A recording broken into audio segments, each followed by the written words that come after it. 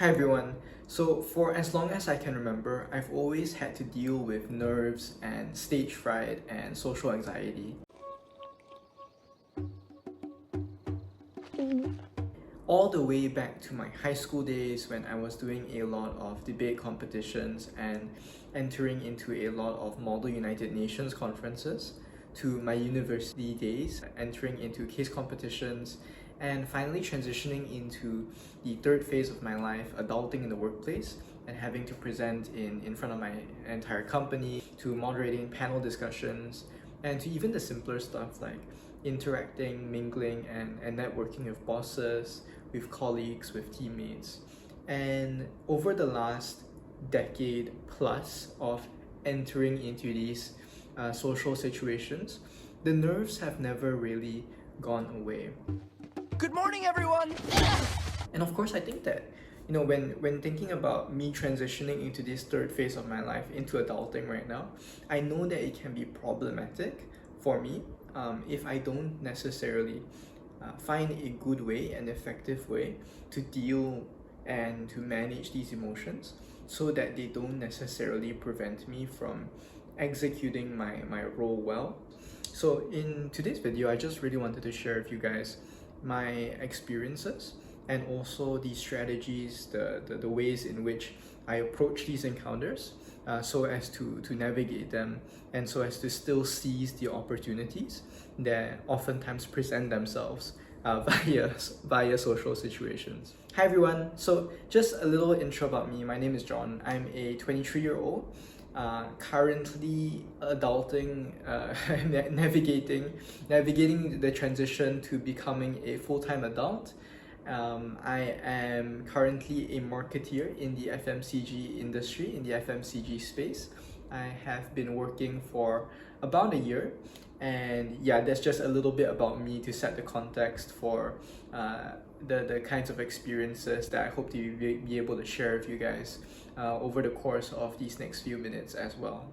Okay, so before I start sharing with you guys the process that I use, that I work through whenever I have to deal with a new social situation, I just want to share with you guys some of the symptoms that I normally encounter, and maybe just let me know in the comments for all of those of you who share those symptoms to me, and even if you guys have different symptoms as to what I face.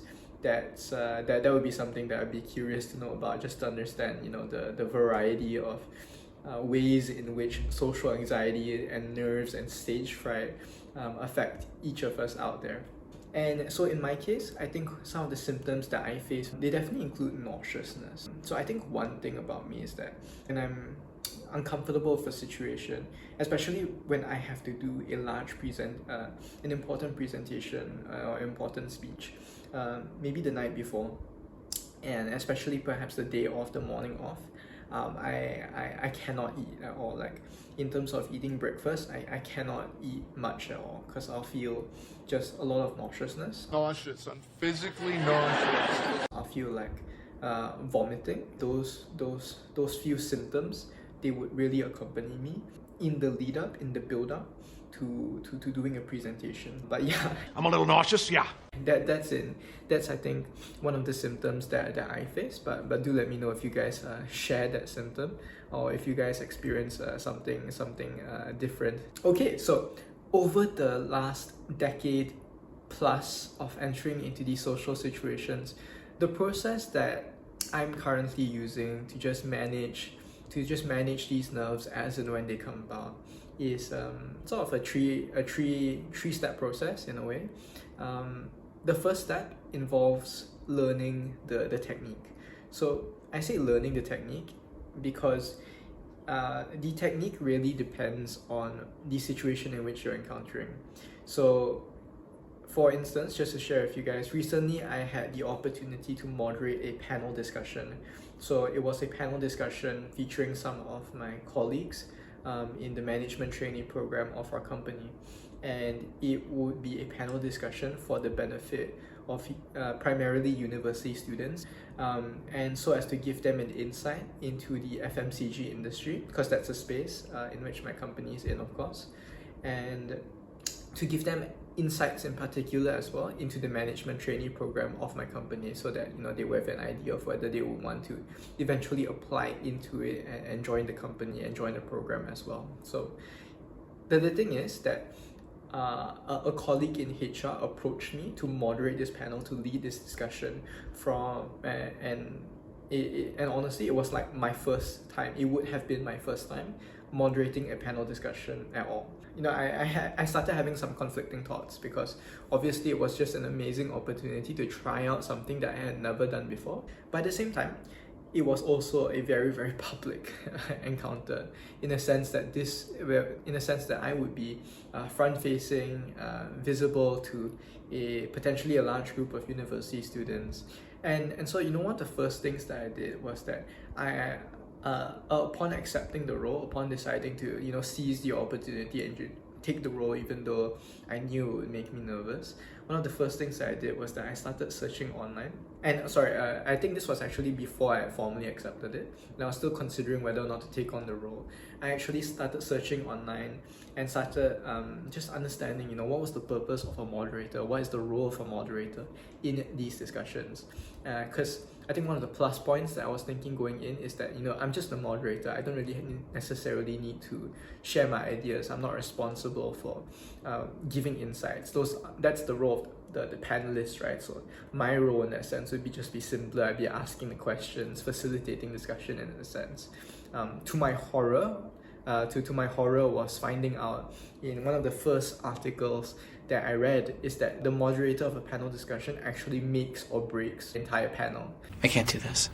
So you're particularly important, because even though you're not necessarily sharing your insights, you're the one who's facilitating this discussion, facilitating the discussion in a way to extract insights for the audience members, in a way as to make the panel discussion overall effective. I can't do this. I'm going to faint.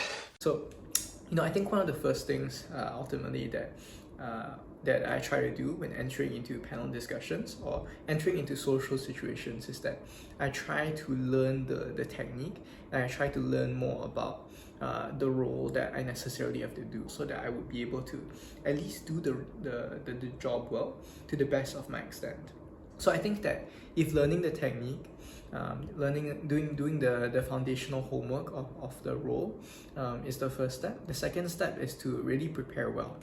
What I mean by this is that I think that in the case of most social situations, it involves you speaking, and I think speaking, that's one of the hardest things to do, right? Whether you're giving a speech or even moderating a panel, it's difficult to form words, to make them coherent, to make them not only coherent but engaging, entertaining, and informative to the audience to which you're speaking. So one of the things that I definitely take time to do is to really prepare my speech.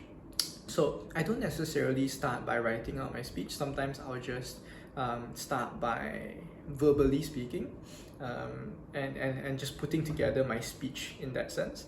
And then sometimes, as in the case of my most recent social situation where I had to give a town hall showcase of one of my recent marketing campaigns that I had the opportunity to work on, and I had to do a showcase for that campaign in front of my entire company recently.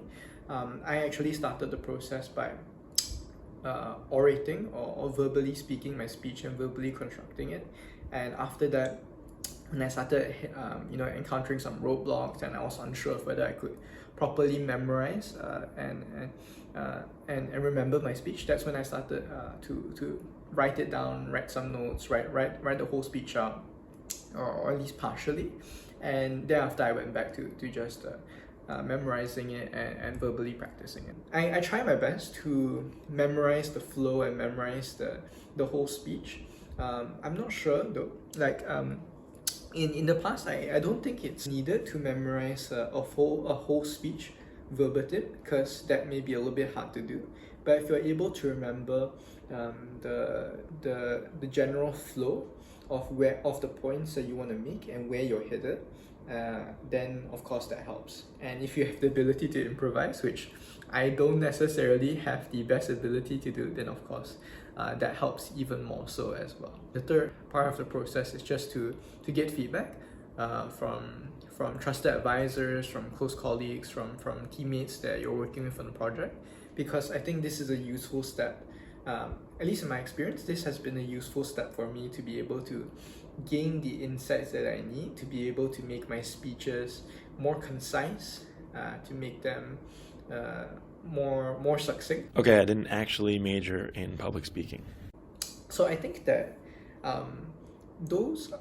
that three-step process of learning the technique, preparing well, and just getting feedback, it helps me to approach the social situations, and it helps me to be able to prepare my role well throughout. But I think that one of the perhaps more non-technical processes that also helps in navigating and dealing with these social situations is just making sure or trying your best to make friends and to find people that you trust to help you and be with you through those social situations. Having people in that crowd who like you, who already know you, who are supportive of you, and particularly have already given you good feedback about the content of your speech, it all helps to build your confidence ahead of the event itself. But yeah, I think that's just a sharing of the process that I go through when I have to deal with the social anxiety, the stage fright, and the nerves, and the social situations that naturally arise in coming up in just executing my role. I will start. I am good at public speaking. And for all of those of you who are also facing these situations, let me know in the comments how you guys deal with them as well. What are the symptoms you guys face, and what are the strategies you guys take to approach them and deal with them. And yeah, I think that's just all for me today. Have a great weekend, you guys, and have a great day ahead.